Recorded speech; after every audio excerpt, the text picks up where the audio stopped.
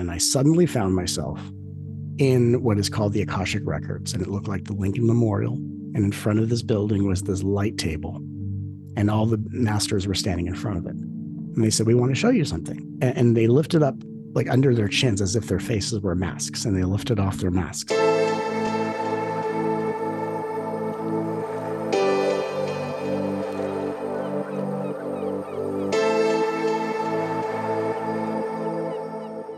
I've created a 4-month course for my Pay What You Can Roots to Samadhi community that I'll be running from August through November.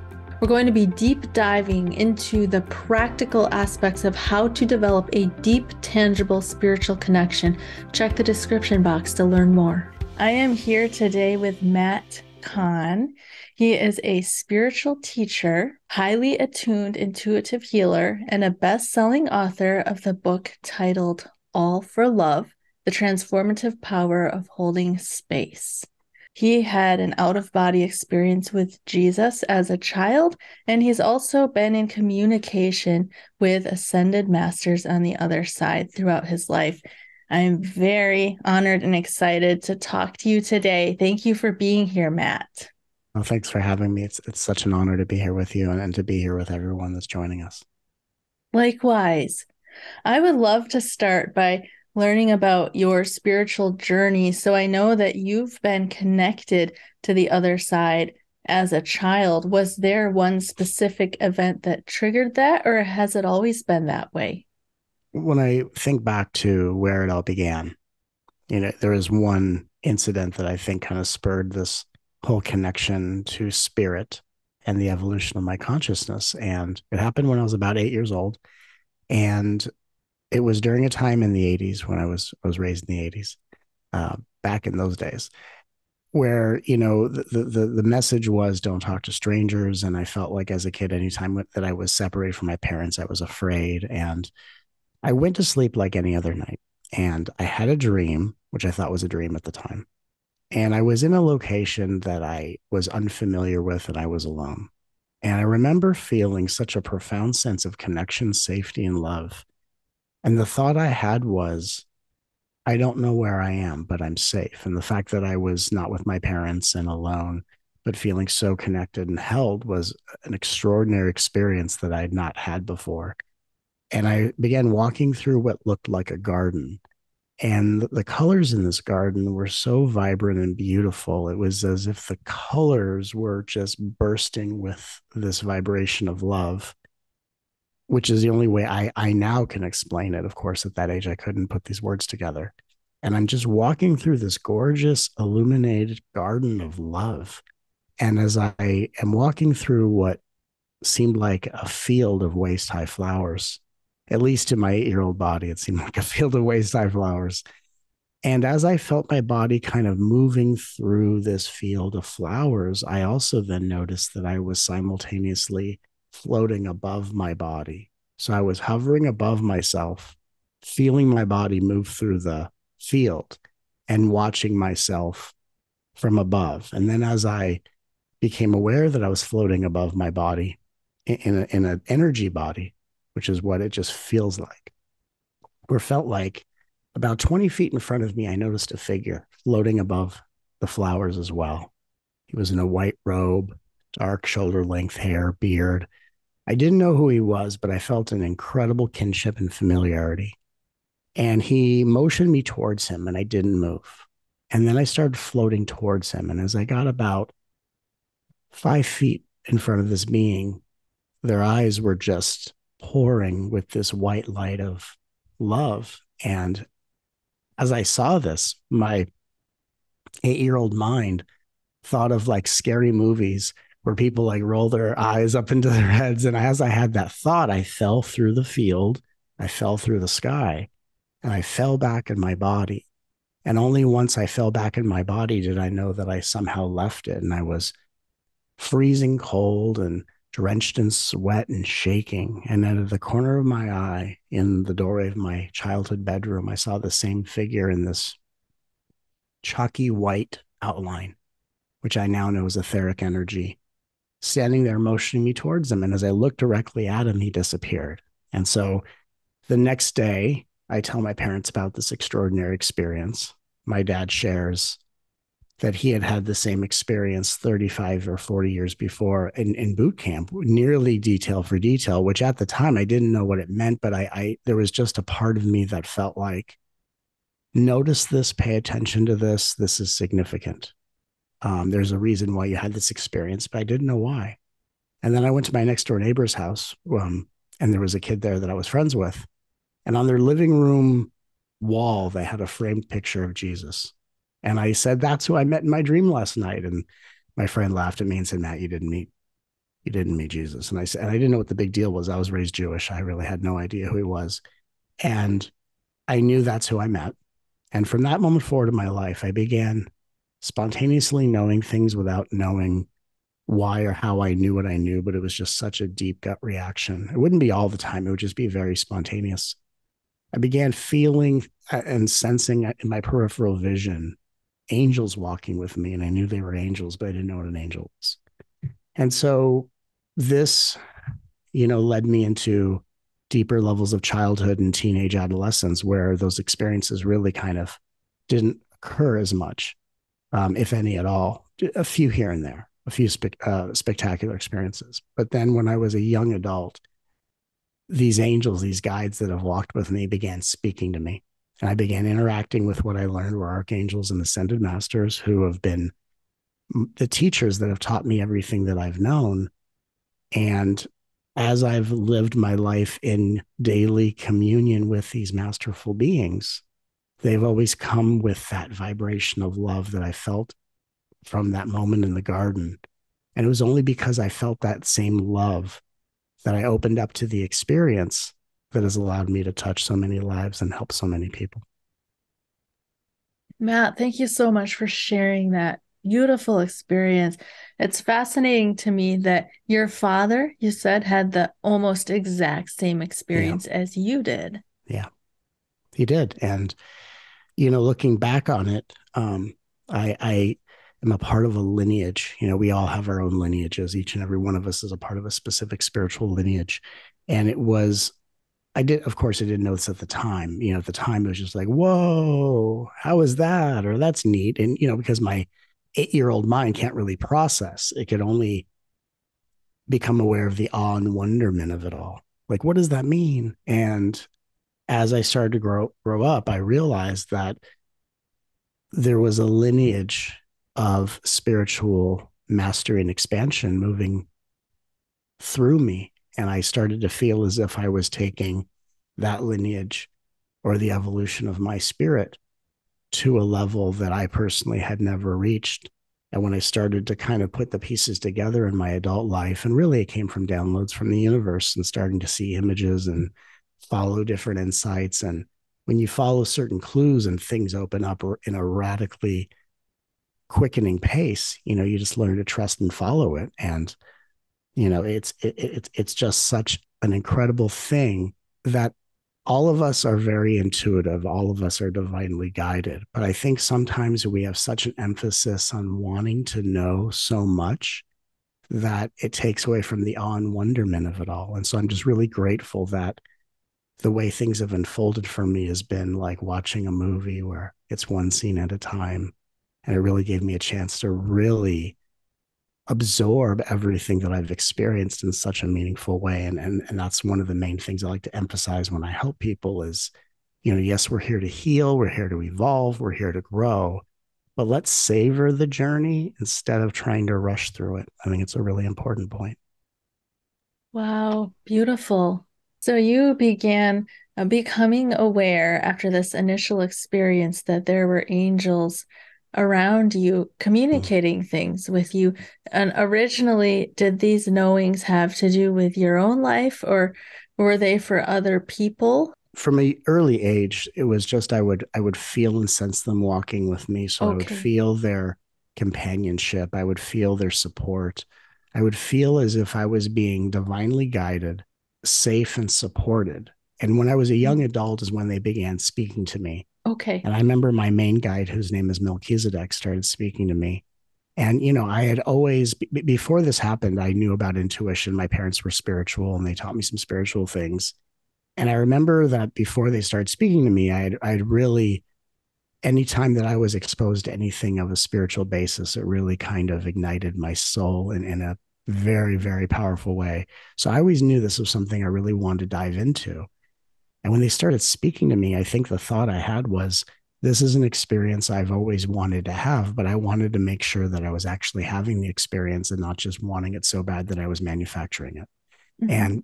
And, and for some reason that was some sort of skepticism I had, but it kept me incredibly grounded while having these really big experiences. And so when they started speaking to me, and again, I could trust it because it had that vibration of love from the garden. They would teach me about the universe. They would teach me about life. They would teach me things based on what was happening in my life at the moment. Very soon after, I would, be meeting with Melchizedek and Saint Germain and Metatron, and Archangel Michael and Gabriel and all these people, Kuan Yin and Ganesh and all these beautiful beings. I was in a grocery store and I was in the produce section by the oranges. And I had this overwhelming, compelling feeling to tell this woman next to me this message from a deceased relative. And I, at first, wasn't wanting to talk to someone I didn't know. And then I had a feeling like if I didn't, I felt like my heart was going to burst. And so I turned to this woman. I said, "Hey, we don't know each other, but so and so is coming through to say these words to you." And she burst into tears and said, "That was my grandmother. She passed away, and I've been grieving the loss, and that brings me profound comfort." And so I walked away again with this awe and wonderment, going, "That was incredible. And do I have to do that again?" and and I started doing it more often. Then I was guided into a spiritual bookstore, and they said, "Tell them about your experiences." And I said, "Hey, why am I surrounded by purple energy?" And they asked me to take their psychic development course. And so I'm sitting in this group with 5 people. And on week 3, they asked me to teach it. And I'm like, what do you mean? I'm in this class. What are you talking about? And they said, "Can you give a reading? What's a reading?" I thought they were going to hand me a book and I read out loud. And so I sat down with someone to give them a reading. And my first thought was, this is absolutely ridiculous. And not in a judgmental way, but just like, what am I doing here? And as soon as I had that thought, it came right through. And I started to have these experiences where if I put myself in the environment, it would happen. And as it would happen, I would watch myself do it. And over the period, a process of, many years, it's now been 18 years, I've watched myself do what I do to teach myself what I'm doing. And it's not only how I've learned to facilitate healing, to channel healing energy through the sound of my voice, which I do as I speak. It's how I taught myself how to cook. And, and I'm put in positions to do things in the rather intuitive way. And then I watch myself simultaneously to teach myself what's happening. And that's the way in which I learn. And it's been such a mysterious and miraculous path. Wow, that is amazing. Mm. So, do you think it's possible that people have spiritual gifts or connections such as these, but aren't aware of it just because maybe their experience doesn't allow them to be open to something like that? Yeah, I mean, every single person has intuitive gifts. We all have different gifts, and and I think it's important to state that intuition works differently for every person. And so I think that when we teach intuition, and that's something I kind of want to dive more into in the future, is teaching people how to be intuitive. But really, you can't have a process where you say it works one way when we're all individuals. You have to create a container where people can discover. Like, for example, when I came into this field, I had a lot of friends who were intuitives and their gifts worked a specific way. Mine did not work the way theirs worked. So I had to learn about my symbols, my confirmations, the way in the same way that people learn differently. Some are visual, some are auditory. Also, in the same way that you could be potentially the next Michael Jordan and the next greatest basketball player, for example, of all time. But it would require you to put so much time and energy into that area in order for that to come to life. So I think what I know to be true is that everyone has intuitive gifts. Everyone's intuitive gifts are rather specific, meaningful, and individual to their energy field, their spiritual lineage, and their soul. But really, it's about how much time and interest are you going to put into a specific area in order for that potential to be fully actualized? And again, no human being can do that unless they're passionate. And this turned out to be one of my greatest passions. So I gave my entire life to it. And so we all are intuitive beings. We all embody rather profound intuitive potential. But through passion, it's the time and energy you put into a certain area that allows that potential to actualize and become a level of tangible mastery that can not only transform your life, but serve the lives of everyone around you. Wow, thank you so much for sharing that. I've never heard someone say that before, but I think that it's a really important point that a lot of us are missing. And it reminds me of what some of the great yogi masters have said about enlightenment, that Yes, anybody can reach enlightenment. And I know language is limiting there, but anybody has that capability in this lifetime, but you have to want it more than anything. sure. And I think, it's kind of like traveling. You can reach any destination. And again, enlightenment's funny because people, it's not a place or a thing. But Hmm. for the interest of language, let's just call it a place of awareness. And like traveling, you can travel across the globe if you really want to see the Great Wall of China. But you have to be willing to take the journey it requires to get there, which may mean not everything's going to unfold perfectly. A plane may be delayed. There might be an extra line in security or whatever it is. Or there are no cabs when you get to the airport. Who knows? But in everything, especially spiritual development, we are capable of achieving truly anything that we can imagine. And the universe's interest in helping us achieve anything we can imagine is so that we can then be guided even beyond that, right? We only manifest dreams into tangible form so the universe can help us dream bigger and go beyond it. Mm. And the real question is how much time and energy are you willing to give something? You don't have to be obsessed, but there's a consistent amount of time and energy you have to give something in order for that gift to receive the message that you're ready not only to experience it, but that you're ready to care for it in the same way that a gardener tells a seed that it's ready to blossom into its most beautiful form and it's in a place where it's safe to express its most intoxicating fragrance. And it sends that message by how the gardener tends to the soil, waters the seeds, and takes care of it. So, in the same way, we let our mastery know that we are ready to be masterful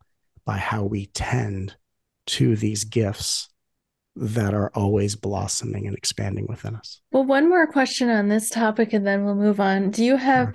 any advice for people who might want to tend their intuitive gifts? Practically, how would they do that? The greatest thing that we can do is trust ourselves. There are times when you are going through an initiation where you are given a specific intuition to trust, and you will feel like I should or shouldn't do this for whatever reason. The reason doesn't matter. It doesn't even matter whether it turns out to be true or not. Like I've had moments where and I knew I was being tested. And when I say tested by the universe, it's not like a universe testing me. It's like being in school and taking an exam to show my readiness for the next grade level. And so I had a moment where many years ago, I had a trip I was going to go on. And I just had this sudden feeling like I wasn't supposed to be there. I shouldn't go. And first, I felt like something bad was going to happen, which I knew, looking back was just the unprocessed, conditioning of fear and different things mixing in with it. And then it was, and then I sat with, I just am not supposed to go in this direction for whatever reason, every fiber of my being. And so the pop quiz was, will I follow that? Or will I let any other degree of influence or rationalization override it? And the reason I had for why I didn't go turned out to not be what happened. But I knew that was just how my mind was rationalizing the experience. But I knew I wasn't supposed to be there for whatever reason. And as I trusted that, things continue to open up. So I think it's important that it doesn't matter the reason why you think you should or you shouldn't. Because if you do something for a reason and it doesn't happen, you feel like you're wrong.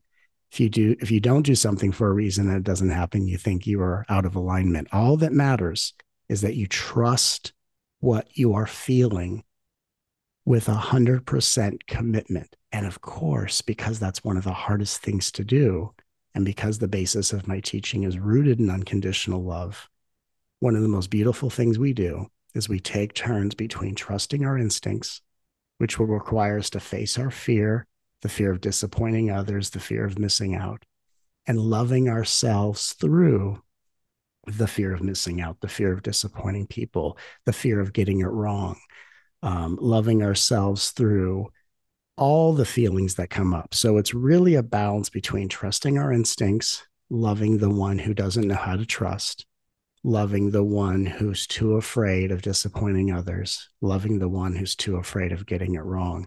And when we really balance trust and unconditional love, we really find a greater holistic model that allows our intuition to be actualized.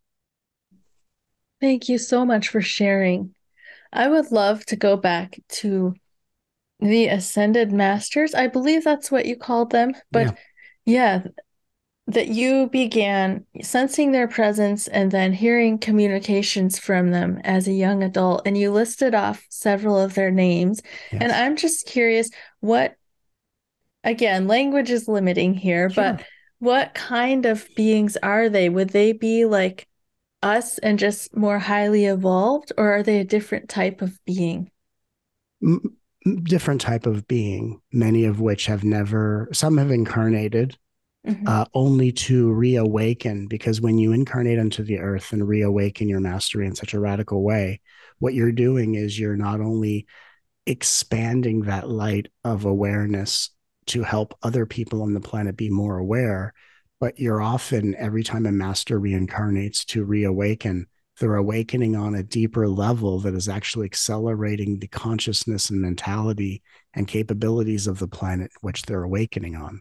So there are beings like Metatron was once Enoch and things like this. And some of them have incarnated and some of them have never really incarnated and who are just high level celestial beings, beings that are a part of a council of enlightened beings who oversee the planet and oversee the ascension of humanity and oversee how humanity is evolving and expanding and helping humanity to constantly do the work that helps us collectively through our free will individually and collectively move into higher timelines of expansion and awareness. And I remember there was an experience, I got in the habit of, okay, I'm talking to ascended masters and archangels. I'm in the bedroom of my parents' house and we have these little chit chats. And, I'm taught the kind of things that I never learned in school. School for me was rather boring and then inspiring. And when I was learning what I was learning from the masters, and I was also learning that everything that I was being taught was always going to change because I was only taught something at a certain dimensional level. And as I graduated to higher dimensional levels, things would change. And so I Mhm. started to see in a very multidimensional way. And I remember there was an experience where they said, we want to show you something. And so it's kind of like I went into a meditative daydream like state. And I kind of, only think words I can put on is an astral projection. And I suddenly found myself in what is called the Akashic Records. And it looked like the Lincoln Memorial. And in front of this building was this light table, and all the masters were standing in front of it. And they said, we want to show you something. And they lifted up like under their chins as if their faces were masks. And they lifted off their masks, and all of them were me. And I gasped and I didn't know what it meant. I went, oh my God, I don't get it. And they said, we are not only who you are becoming, we are that which you've already become. We are agents of the future, stepping back in time to visit ourselves in spiritual childhood. And so it began this process of, yes, I'm an intuitive being who communicates with higher dimensional angelic beings and enlightened masters. And I am walking a path in which all of these beings are an extension of the one I am, continually waking up and remembering the mastery that dwells within this form. And so it led me on a journey where not to just be an intuitive being unaware of the path of enlightenment, which is, enlightenment is a lot of things, the pathless path.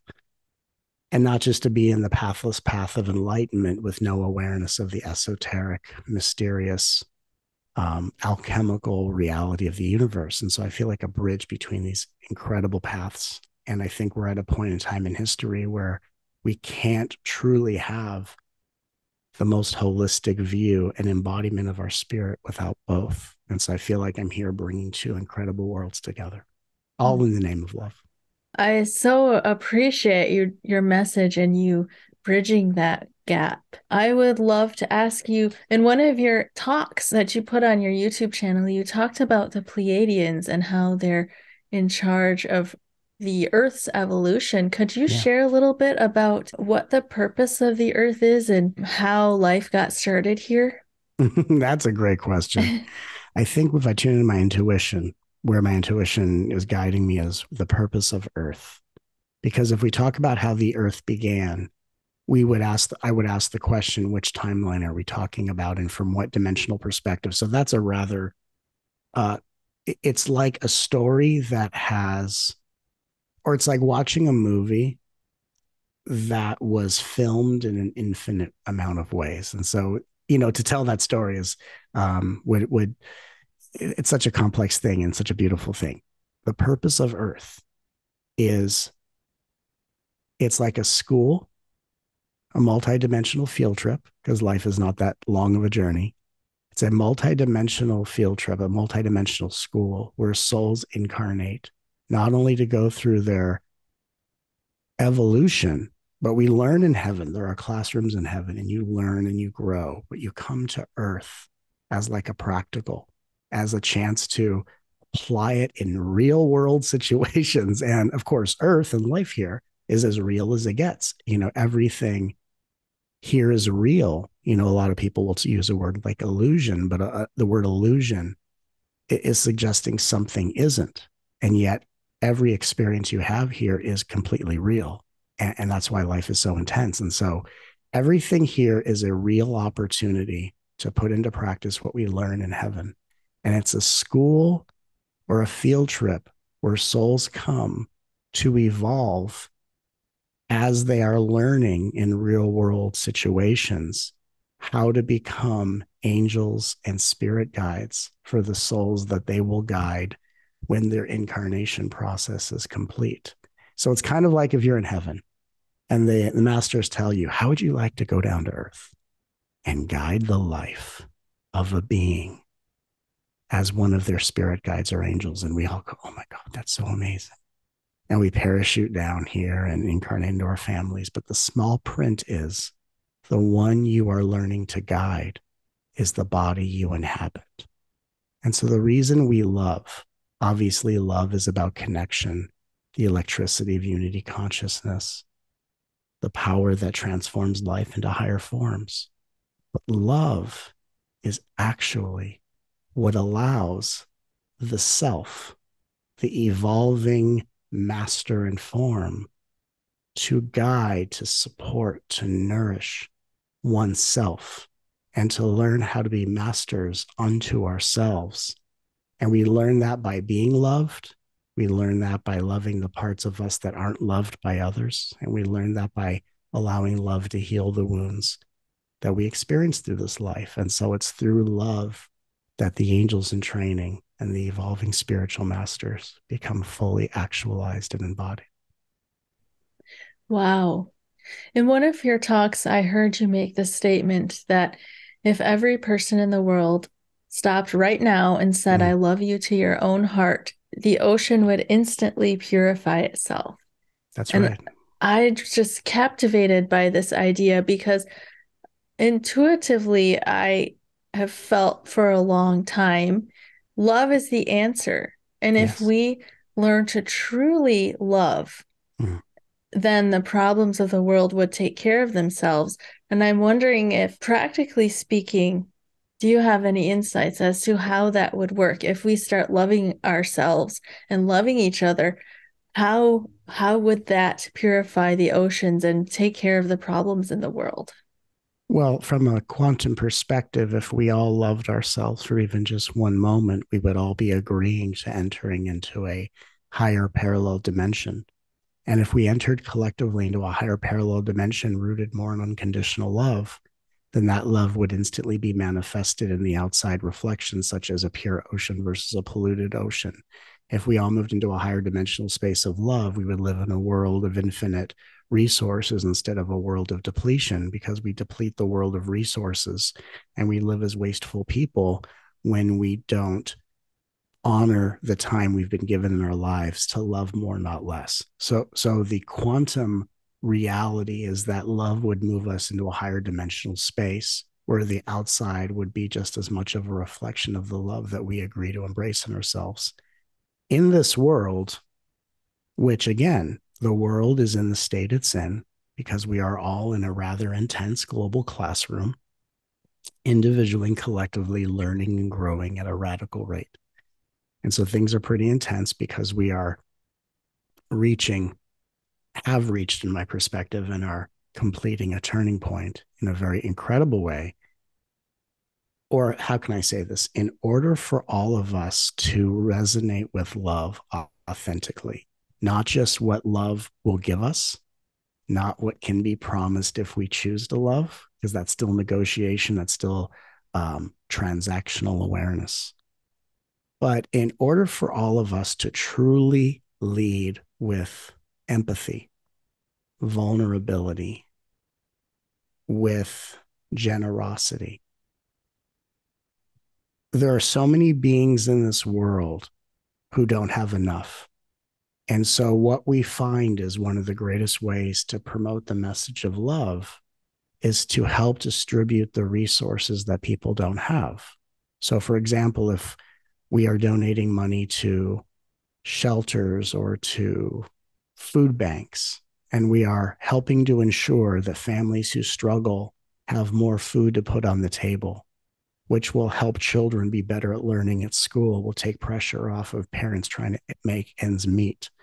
When we as human beings have less needs driving us into survival mode, we have a greater awareness of choices such as love, connectedness, and we're able to build relationships between hearts and build communities instead of being in places of competition or coercion, or even people who will lead to a life of crime because they're so desperate to have needs met that aren't naturally being met. And so I believe, yes, the promotion of unconditional love will help the world awaken. But the message most people will say is, I don't have time for love with all these unfulfilled needs and pressures in my life. So if we can go into communities that have far less than we have, if we can create meals for those that are starving, and if we could all share a meal, for example, and we could all learn that, yes, we are different, but we're united, not only in our dreams, we're not only united in our ambitions, but we're also united in our pain, and that we all have different experiences, but we have all experienced gain, loss, disappointment. And so I believe that really what's going to and what continues to truly spread the message of love is a philanthropic effort. And it's just as much of a social awareness as it is a path of spiritual expansion. Thank you so much for sharing that. You mentioned that we're reaching a turning point. Are you talking about the shift that some people talk about from Mm-hmm. 3D to 5D? Yes. And could you share what that's about? Sure. We're moving from an awareness of separation, which doesn't mean we won't be individuals. It just means that just as much as you and I are different, we're also connected as one in our consciousness.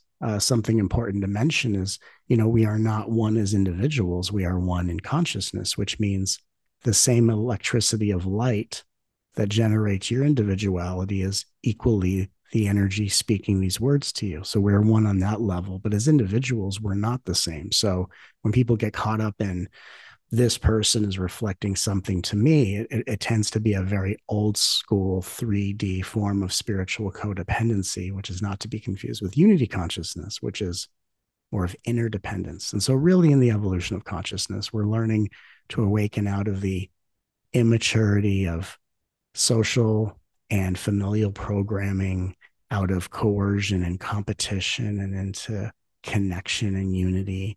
We're learning to find solutions with creativity versus things that are just these, survival mechanisms that are, to justify acting out of integrity.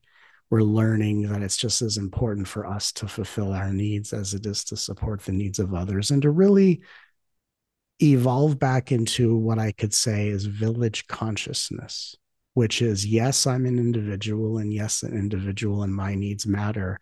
And everything I do to serve the individual is also serving the greater collective evolution of our global village. And so when we talk about moving from 3D to 5D, where the fourth dimension is just the time it takes an individual or a world to move from one phase to the other, it really is a reality where we are more empowered as individuals while equally more aware of how our choices positively affect others around us.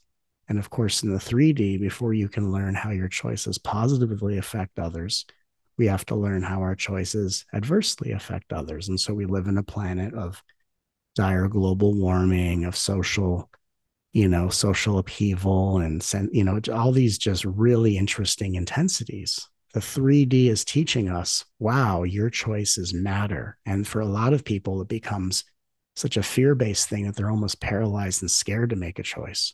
But as we evolve, we're really here to learn that when your choices really matter, it's not the choices I'm afraid to make of to harm people or the world. It's, oh, my choices matter because I'm excited about all the goodwill and expansion and beauty I can bring to others. And the more I bring that to others, the more it wakes up in me. And the more it wakes up in me, the more I have to share with others.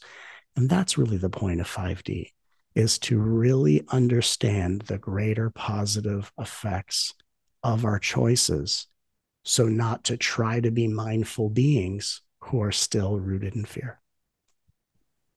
Wow. I heard you speaking once about empaths and how they can help clear some of the negative emotions. Could you share about that?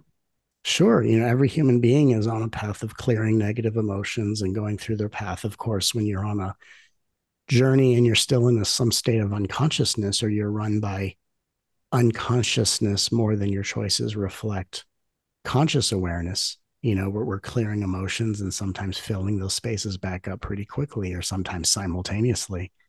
And the empaths of the world are those people who feel their emotions so deeply that they also can feel the emotions of other people.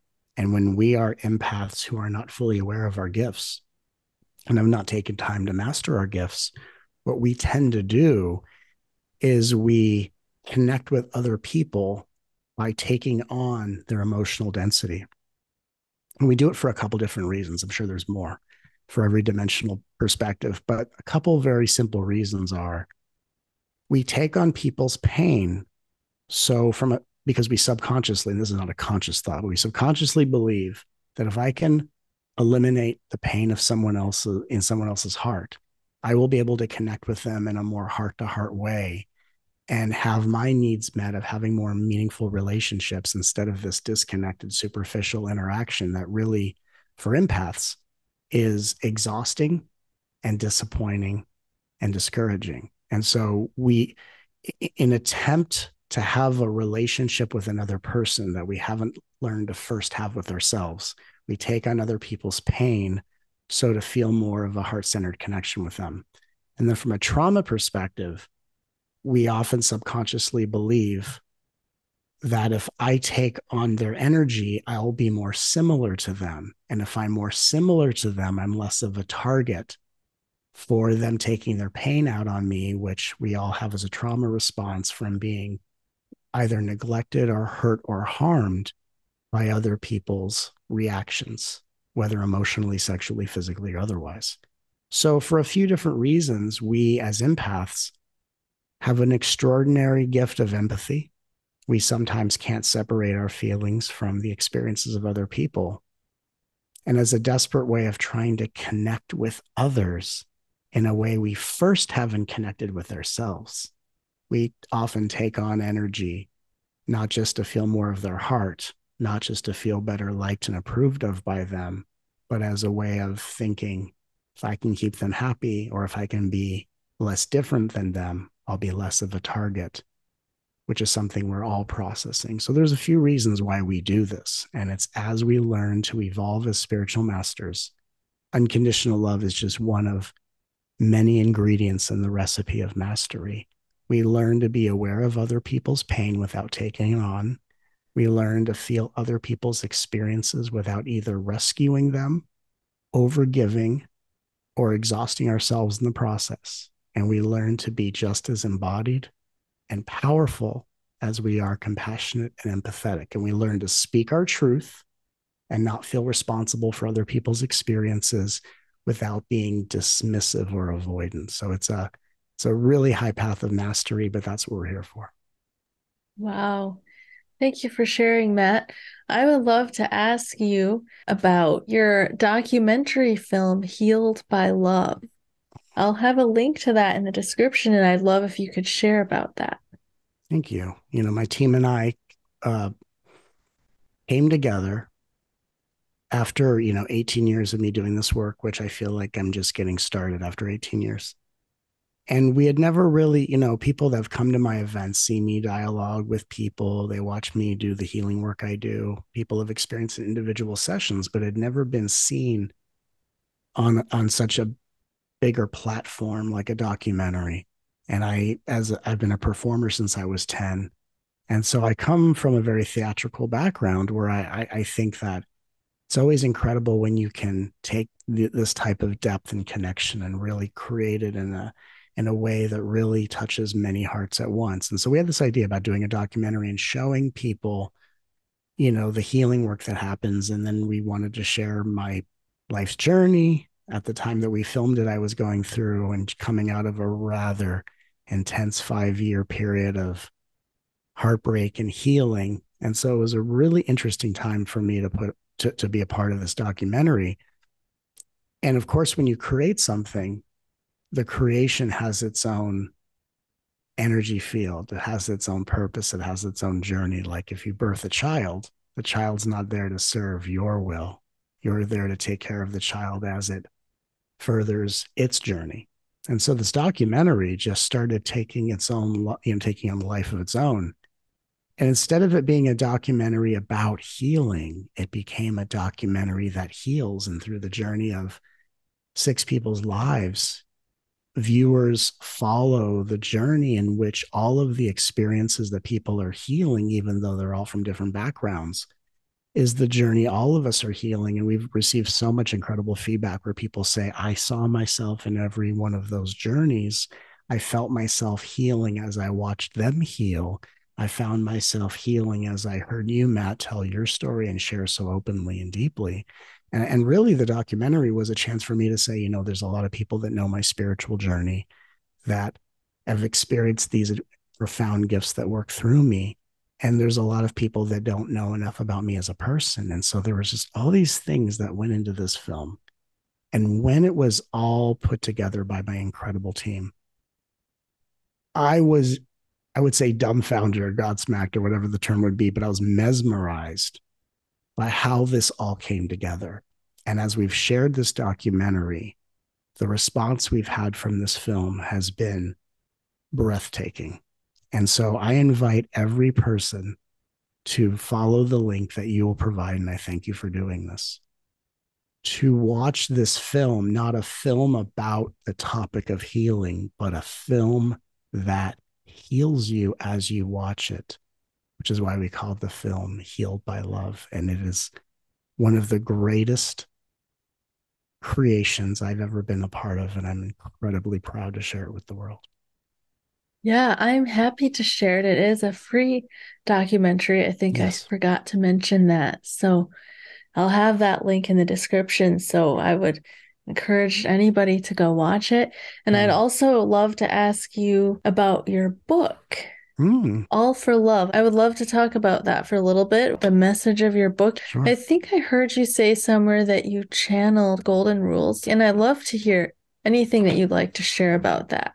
Yeah, all of my books that I write are channeled. When I speak to you right now, I'm channeling, but I channeled from an embodied perspective. So it's not Matt leaves the room and some energy comes in, which is that, trans channeling is its own thing. Mhm. That's wonderful. But for me, it's more of a channeling of embodiment. It's more of a stream of consciousness. And so as you're hearing my voice, you're feeling the energy that's being channeled through the words. When I write, I do the same thing. So All for Love, The Transformative Power of Holding Space is my fourth book. And I wrote it during the time of the George Floyd incident where the world was going through an absolute upheaval of volatility. And we were living in a world where it seemed for one moment as if unconditional love was like a fruit that was somehow out of season. And that, people needed a space to express their repressed anger and outrage for the injustices, which I totally understand. I have never been a person who tries to diminish the necessity of self expression and tries to coat it with some sort of spiritual polish. That's never been the way that I teach. It's never wrong for people to express themselves. I do believe that as we evolve in consciousness, we can express ourselves, we can protest, we can do these things without damaging the property of the very communities that we're trying to serve, right? Mhm. Communities can cry out for greater resources without destroying their property and destroying our homes and so forth. And I think that we're living in a world where anger and outrage has been so suppressed, and the truth of what is imbalanced in this world has been so suppressed that oftentimes we need these really extraordinary things to get the attention of a greater, you know, amount of people. So I totally understand. And I felt like when I wrote this book, it was a book for what would be a path to guide humanity through this fire of repressed expression, and how do we start really bringing the world together? And of course, one of the greatest ways to bring the world together is to bring us together as individuals. I always have highlighted the importance of conscious communication, but a lot of times people, when they consciously communicate, are trying to suppress their feelings and try to do something right and trying to be spiritual. And I really wanted to write a book about how to connect with yourself, how to communicate with others in an authentic way, in a meaningful way, and in a compassionate way. But how do we teach ourselves in the world how to connect and communicate in an authentically loving and real way? So it's not, I put my feelings aside and act spiritual. How do we actually bring these worlds together? And how do we express ourselves emotionally and mindfully? So I wrote this book, and in the 10 chapters of the book, each one has a different attribute or an aspect of personal power that I help the reader reclaim, so that the book is really about you reclaiming your personal power and learning how to communicate and connect with yourself and others from a compassionate standpoint where you don't overgive, you don't give your power away, you don't have to eliminate people out of your lives so often. And instead of just ghosting people and, you know, being in this, avoidant type place the moment someone disappoints us, how do we learn to grow together? How do we learn to meet each other? And how can we start meeting ourselves and one another truly as spirit and form, but in a way that includes our emotions, that includes our feelings, that includes all of our experiences, instead of being these fragmented, spiritually polished characters. And so I wrote this book, All for Love, The Transformative Power of Holding Space, that teaches the reader, teaches everyone hearing and watching this, how to support yourself and connect with others through the awareness that we are all on a healing journey, but not as a justification for mistreatment and not as a way of enabling anyone to take advantage of you or to live as less than the spiritual master. continually waking up in each of us. And this, it's the most personal book I've ever written. Never shared so much of my personal life. I share a lot about my family from a very even perspective. I even asked my parents' permission in heaven if I could share these stories. And it was such a cathartic journey for me. I spent most of the book bawling my eyes out as I was writing it. And it was really, I love all my books and they're all incredible in their own way. But because I was able to touch into such a personal part of myself and share from a depth I've never shared before, the other books helped me get there. And this was just a culmination of making my work so personal. And the more personal it has become, the more meaningful it is for me and for everyone whose lives it truly touches. Beautiful. I'll have that linked in the description. Would you like to share the titles of your three other books? Sure. First book is Whatever Arises, Love That. It's considered by many to be a classic on how to really learn how to connect with self love and not just say, I love you to your heart, but really reunite all aspects of ourselves in a loving way, especially, which is a cornerstone for a lot of our healing journey. So the first book is Whatever Arises, Love That. The second book is called Everything is Here to Help You. It's an incredible book that helps you to see some of life's most difficult challenges and greatest adversities. And really, what is it here teaching us? Not from a place of, oh, I got to learn it really quickly so I don't have to have that lesson again. It's not reward and punishment. It's just where's the gift in every experience and where is the gift in even the experiences that really can overwhelm and intimidate us. The third book is called The Universe Always Has a Plan. It's a book about how the universe is always conspiring in your highest favor. Each of these, the fourth book, All for Love, each of these books, and it's such an incredible honor when I do events in person and I meet with, hundreds, thousands of people, and each one swears, no, this is the book that changed my life. And these four books, and for me, I write books because I see for me writing as an art form. For me, writing is like being an artist whose painting hangs in the Louvre or in some incredible museum. And so for me, writing is a work of art. And so when I get to experience how that art has touched people's lives, reteaching I think of as a work of art. I think of myself as a spiritual artist. And so I'm working in service for my audience because my art is serving them and I am serving the art form. So when I write books such as these four, it's just such an enriching, fulfilling, humbling honor to be the space in which these books were written through, the space in which they were birthed. And I just look back on my life, you know, yes, they're all best-selling books and that's wonderful. But I look back on my life and the books I will continue to write, and I just feel the fulfillment of being an artist who is so overjoyed by the art that I've had the chance to bring to the world. And it's such a continual honor that touches me so greatly. Well, thank you for being the conduit for these messages to come through. Yes. And before we go, I know this is kind of a big question, but are there any specific messages that you've received from the Ascended Masters that you would like to share with the viewers? Well, absolutely. There are messages such as what we see in the world is not the world going backwards. What we see is how the collective ego, the ego of the world is responding to incoming waves of higher frequency energy. And so the world is going through a radical transformation. Where we are headed is incredibly good news. And what's happening right now is a very positive thing, even though at the forefront of many people's awareness is a lot of negative feedback and a lot of negative reflection.